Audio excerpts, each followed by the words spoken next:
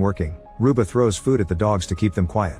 Later that night Ruba carefully sneaks around and frees Masamba from the cell before rushing back to her room. With the dogs asleep, Masamba manages to run through the field without being detected. The next morning Victoire's sons think Mati is gone and they're wasting time, but Victoire thinks they need to be patient.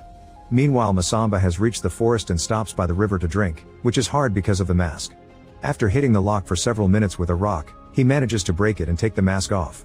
Using branches to create shadows under the bright sun, he can find the right direction to continue the search for his daughter.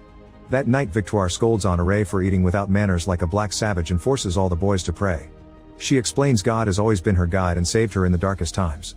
Honoré has already heard her story. He knows she was abused as a child, forced into an unwanted marriage as a teenager, and the first woman on the island to be divorced. He thinks she's the only person on the island who knows the horrors the slaves go through and should be sympathetic, but Victoire insists that the church has proven that black people have no souls. She doesn't think it's her place to question the church, yet Honoré can tell she has doubts. During the night, Masamba dreams that his wife is by his side.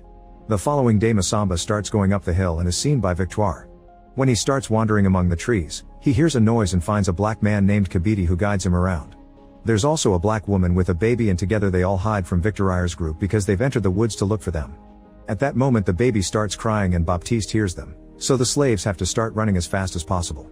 Unfortunately they can't go far, so Kabidi makes the mother hide and gives Masamba one of his blades. When Baptiste gets close enough he opens fire, but the slaves dodge it and Masamba manages to tackle him to the ground.